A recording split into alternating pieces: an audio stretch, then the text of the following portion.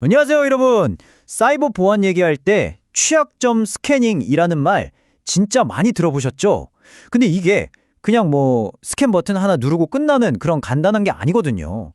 오늘 바로 이 기술적인 작업이 사실은 우리 비즈니스의 성패를 좌우하는 엄청난 핵심 전략이 될 수 있다는 거, 그 비밀을 한번 제대로 파헤쳐 보겠습니다. 자, 근데 시작부터 아주 근본적인 딜레마가 딱 나타나요. 뭐냐면요. 보안 구멍을 샅샅이 다 찾아내고 싶은데 그러다가 정작 우리가 보호해야 할 시스템이 멈춰버리면 어떡하죠? 그러니까 완벽한 보안 진단, 그리고 절대로 멈추면 안 되는 우리 서비스. 이 두 가지 사이에서 아슬아슬하게 줄타기하는 것. 이게 바로 취약점 스캐닝의 진짜 어려운 점이자 핵심이라고 할 수 있습니다. 네, 바로 이 스캐너의 섬세한 균형에 대한 이야기인데요. 왜 단순한 스캔이 결코 단순하지 않다고 하는지 그 이유가 바로 여기 있습니다. 취약점 스캔의 성공과 실패는요, 전적으로 어떻게 설정하느냐에 달려 있어요. 네트워크에 부담은 얼마나 줄 건지, 결과는 얼마나 정확하게 뽑아낼 건지, 이런 모든 게 다 설정값 하나하나에 좌우되거든요. 그러니까 이게 그냥 버튼 하나 누르는 일이 아닌 거죠. 예를 들어서 스캔 강도를 너무 높게 잡으면요. 네트워크에 어마어마한 트래픽이 몰리면서 시스템에 엄청난 부담을 주게 돼요. 특히 좀 오래된 공장 설비, 그러니까 OT 장비라던가 아니면 성능이 넉넉하지 않은 IoT 기기들 있잖아요. 이런 애들은 그 부담을 못 이기고 그냥 멈춰버릴 수가 있어요. 와, 보안 좀 강화해보려다가 사업 전체를 멈추게 만드는 진짜 최악의 시나리오가 현실이 되는 거죠. 자, 그럼 이제 진짜 중요한 질문이 남죠. 시스템을 망가뜨리지 않으면서 어떻게 안전하고 효과적으로 스캔을 할 수 있을까? 지금부터 보안 전문가들이 실제로 사용하는 그런 핵심 기술들, 그들만의 도구 상자를 한번 열어보겠습니다. 첫 번째 도구는 대역폭 조절이라는 건데요. 아주 쉽게 비유하자면 스캐너가 쓰는 네트워크 트래픽의 볼륨을 조절하는 손잡이 같은 거라고 생각하시면 돼요.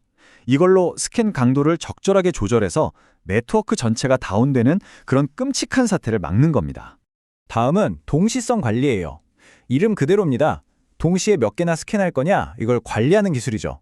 한 번에 너무 많은 기계를 스캔하거나 너무 많은 탐지 도구를 돌리면 네트워크가 힘들어하잖아요. 그러니까 그 수를 적절히 조절해서 네트워크가 안정적으로 돌아가게 만들어주는 거예요. 그리고 이건 정말 중요한 건데요. 바로 안전점검 모드입니다.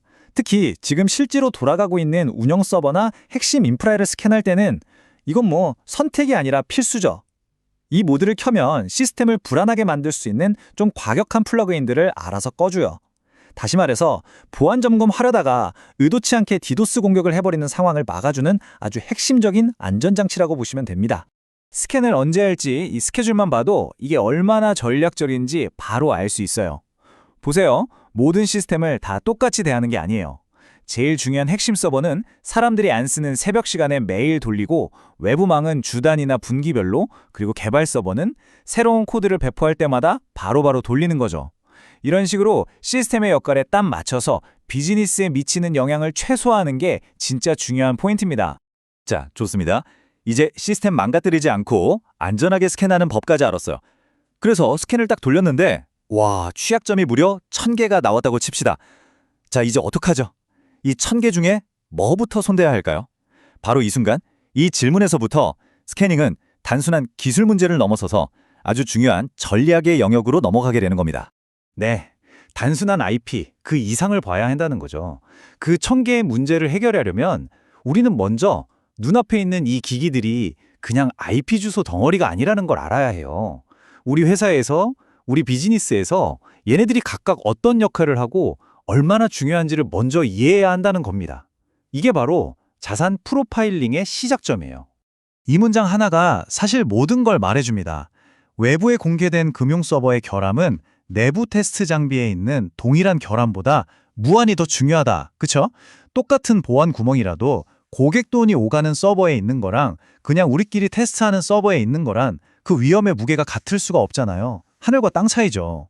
바로 이 비즈니스 맥락이라는 게 그 막막했던 1000개의 목록을 실행 가능한 계획으로 바꿔주는 마법의 열쇠가 되는 겁니다. 그럼 자산의 가치, 그러니까 중요도는 어떻게 정할까요? 이럴 때 쓰는 게 바로 정보 보안의 3대 원칙, CIA입니다. 첫째, 기밀성. 이게 고객 정보처럼 절대 새어나가면 안 되는 데이터인가?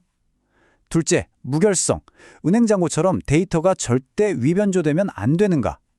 마지막으로 가용성, 쇼핑몰 사이트처럼 1년 365일 항상 접속이 가능해야 하는가?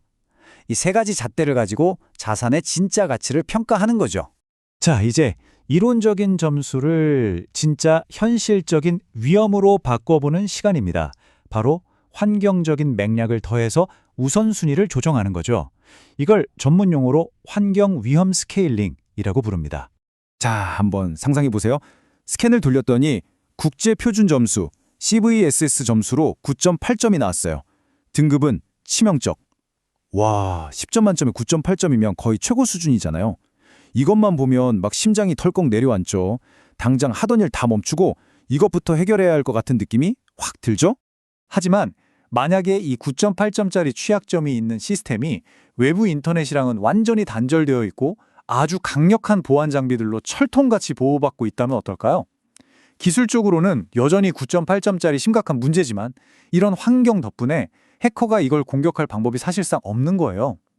그럼 어때요? 우리에게 주어질 시간과 인력은 한정되어 있는데 이걸 해결하는 게 정말 가장 급한 일일까요? 바로 이 순간 우선순위가 완전히 뒤바뀌게 되는 겁니다. 자, 이제 거의 다 왔습니다. 지금까지 우리가 살펴본 기술적인 설정들과 전략적인 관점들, 이 모든 걸 하나로 합쳐서 진짜 스마트한 보안이 어떻게 작동하는지 정리해 보겠습니다. 오늘 이야기의 핵심 딱 정리해 드릴게요. 첫째, 스캔 설정 하나하나가 결과의 성능과 신뢰도를 결정한다는 것. 둘째, 중요한 시스템에는 반드시 안전점검 옵션을 켜야 한다는 것. 셋째, 모든 자산에는 비즈니스 맥락이라는 꼬리표를 붙여줘야 한다는 것. 넷째, 이 맥락을 바탕으로 진짜 현실적인 우선순위를 정해야 한다는 것. 그리고 이 모든 것 위에 있는 가장 중요한 원칙, 바로 우리의 모든 보안 활동은 비즈니스를 멈추지 않게 하기 위함이라는 걸 절대로 잊으면 안 됩니다. 마지막으로 여러분께 이 질문을 한번 던져보고 싶습니다. 지금 여러분의 보안 프로그램은 그저 수많은 문제점을 찾아내는 데만 집중하고 있나요? 아니면 우리 비즈니스에 정말로 중요한 바로 그 올바른 문제를 찾아서 먼저 해결하고 있나요? 이 차이가 바로 기술과 전략의 차이일 겁니다. 한번 깊이 생각해 볼 만한 질문이죠.